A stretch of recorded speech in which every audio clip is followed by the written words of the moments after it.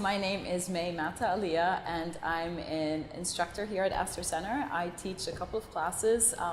One of them is called Speak Like a Sommelier, and I've taught a couple of other classes on champagne and fortified wines. So today we're going to talk about climate change and the impact that climate change has had on vineyards and wine growing and the wine industry going forward. For a long time, people talk about global warming, but I think the term climate change is actually a lot more appropriate because what's happening is partly we're experiencing a warming trend overall in the vineyard regions of the world, but what we're also realizing is that there are some significant dramatic changes in the weather as well. So what we're experiencing are increased warmth or heat, growing seasons, hot growing seasons. We're also experiencing significant droughts. We're experiencing a lot more rain.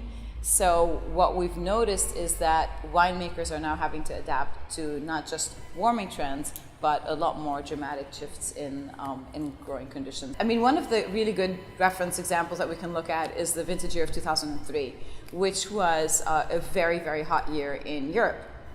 And if you've had the opportunity to taste the wines of that year, what happened is it was a very, very hot and very dry summer.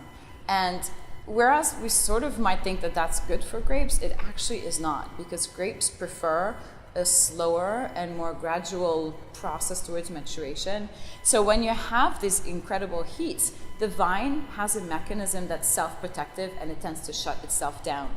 So what you have is a sort of accumulation of sugar on the one hand, which gives you wines potentially with very high levels of alcohol. But what you do not have is what we call phenolic maturity, which is a ripening of the seeds, a ripening of the stems, and then also ability of the acidity to slowly lower as the sugar is accumulating. So you end up with these wines that have a very disjointed profile, where they have very high alcohol wines, sort of overripe grapes, similar to raisin quality, but then you have this odd acidity and just some green flavor. So you end up with these very disjointed profiles. So some of the practices that can happen that can help in these conditions, you may irrigate if you have the water resources. So in places like Europe, where in some of the countries you're not permitted to, you may appeal to the regional body and say, hey, we're having a really bad year, please give us permission to irrigate.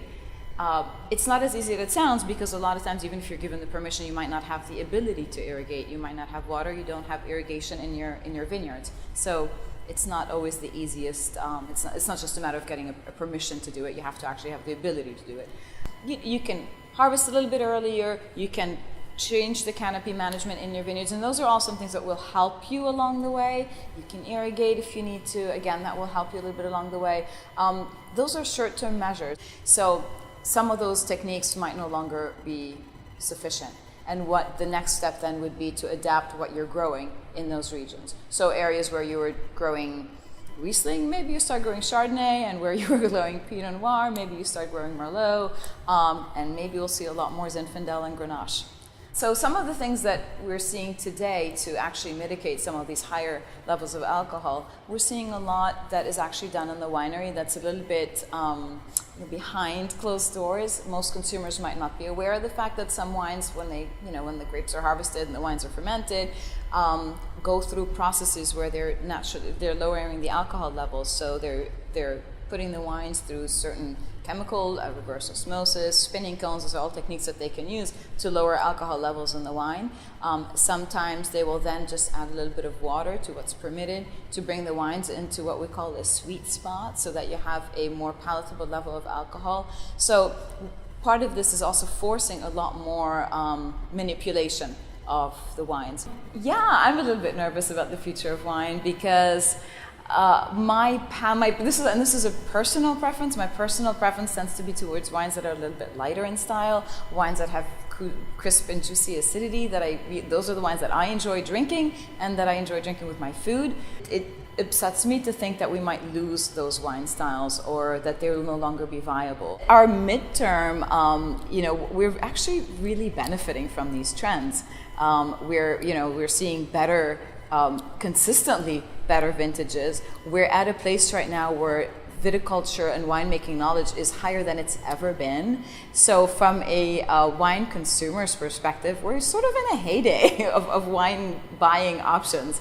And hopefully, you know, the climate issues will be addressed, and we will continue to have our beautiful Pinot Noirs from Burgundy.